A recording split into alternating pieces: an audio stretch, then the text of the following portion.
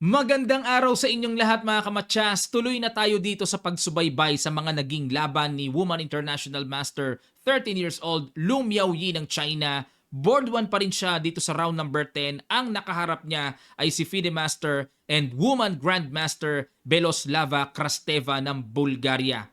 Napaka-crucial na ng penultimate round na ito kasi after nito, last round na. Kapag nanalo si Miao Miao, malaki ang chance na mag-World Junior Chess Champion. Pero pag natabla or natalo, may mix sa standing. Yung mga nasa likod kasi tatalon din yon.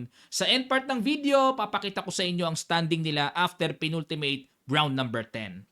Ang ginawa ni Miao Miao nag-E4, C5 si Krasteva, Sicilian, Knight F3, E6, C3. This time, hindi dumiretso ng open Sicilian si Miao Miao na palagian niyang ginagawa. Siguro nakaramdam siya ng something na preparasyon ng kalaban.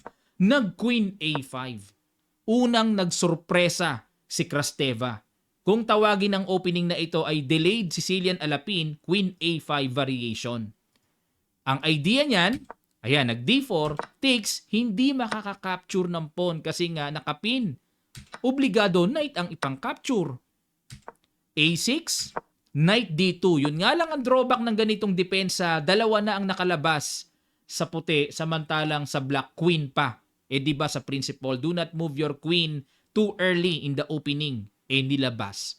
Medyo may nilabag na batas dito si Krasteva. At sa usapang novelty po na wala na sa libro, no, ang novelty nila ay Knight D2. Ayan. Kasi sa mga nagdaang laban, may tumira na ng Bishop D3 at Bishop E3 sa mga nagtatanong ng kung saan ba ang novelty, Knight D2. D6, A4, Knight F6, Knight C4, paalis kagad, Queen C7, at nag-A5. Ayun, para markahan kagad ang strong square ng puti dyan, at nag-Knight BD7. Dito may tanong tayo, sacrifice ang pawn sa E4, bakit hindi kinapture? Ano laman? Magna-Knight B6. Obligadong mag-Rook A7, tapos may Queen A4 check. Malalim din ah. Halimbawa kung mag-Knight D7, may Knight takes E6. Yan ang palagi ang paborito ni Miao Miao. Capture and may bawi sa Knight. Tapos may pressure pa sa E6. Ang ganda. Ang ganda. Okay? Kaya nag-Knight BD7 si Krasteva, Bishop D3, dinipensahan na. At nag-Bishop E7, castle, at nag-Rook E1, B5. Ayan, para makahinga ang light square bishop, makadevelop na. Inenpasan capture, knight takes B6, at nag-knight A5. Nakaabang din si Miao Miao na kung sakaling mag-Bishop B7, kakapturin talaga yan ng knight. Bishop D7 dyan dumaan. Bishop D2 develop, Rook D8, B4, E5. Ayan na. Knight F3, D5. Nakipagsabayan si Krasteva. Malakas ang loob din, ano? Pero bad move. Ang accurate move, Rook D B8. Pero malalim. Wala namang babanggain dyan. Ba't dyan ang tira ni Stockfish, no? Medyo malalim. D5, dito tayo. E takes D5, Knight F takes D5, Knight takes E5. Lumamang ng isang pawn si Miao Miao.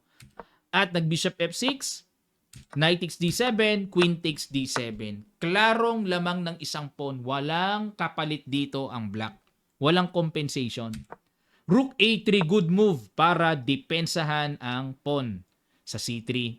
Nag-Knight F4. Sacrifice ang knight pero may bitin din sa bishop. Ibang klase rin itong Krasteva. Kinapture, capture, at dito mga kamatsas, may simple trick na ginawa si Miao Miao. Pakiguess nyo nga yun. Unang puzzle natin. Sa ilang sandali lang, tutuloy kagad natin. Start. Maraming salamat. Congrats sa mga nakakita. Rook E8 check. Meron palang sacrifice na ng Torre dyan. Capture. Queen takes D3. Queenless pero meron din namang back rank. Ganda sana kung wala, no? Obligadong iharang ang queen. Capture, capture. Rook C8. Pressure sa C3. Bishop D2. Depensa muna. Nag-H5.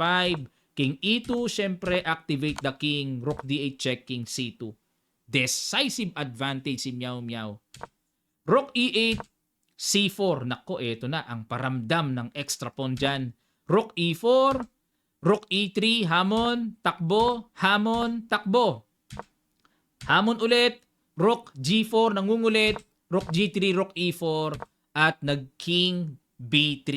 Ayun, ayaw ni Meow Meow nang magpabalik-balik na sobra. Siyempre, tabla. Rook E2, Rook D3. Yun lang na bad move si Meow Meow. Dapat daw ang tira ay C5 na diretso na agad para mabilis. Pag kumapture, takes. Aba, pass pawn yun. Pag nag-knight D5, bishop G5. Ayan, masimplify ang bishop para, nako, ito kasi ang dangerous dyan sa puti eh. Winning talaga. Rook D3, Rook takes F2. Nag C5. Tingin ko ang nakita dito ni Meow Meow, meron siyang bishop E3. Kaya niya ginawa yan. Pero meron kasing Rook B2 check, hindi pwede. Pag nag-King A3, Knight C8, takbo lang. Sakto pa rin, depensado eh. O, pero lamang pa rin ang puti dyan. O, balik tayo sa C5, Knight C8, Knight C4, Rook takes G2, bad move. Dapat daw tira Knight E7 para makagalaw-galaw kagad ng mga likot-likot na po pwedeng gawin ng black. Pero nag-Rook takes pawn, ayun, sinimplihan lang, C6. Winning na si Meow Meow. Konti na lang yan. Rook E2, Bishop E3 para hindi na makababa pa ang tore. Nilagyan ng bakod. Rook E1, ayan, dadaan sa mga check-check dyan. King C2 para safe lang, walang check. Rook E2, checking B3, Rook E1, nag C7 na.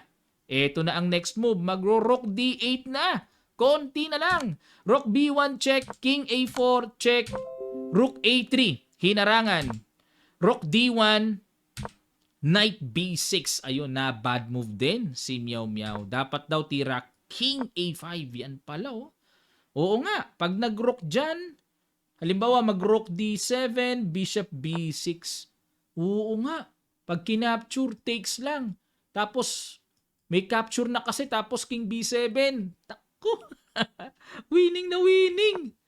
Pero, nag-Knight B6, Bishop E5, nagkaroon, nakita ni Krasteva ang practical approach. Ibigay na ang knight, mawala lang ang C7, dangerous pass pawn.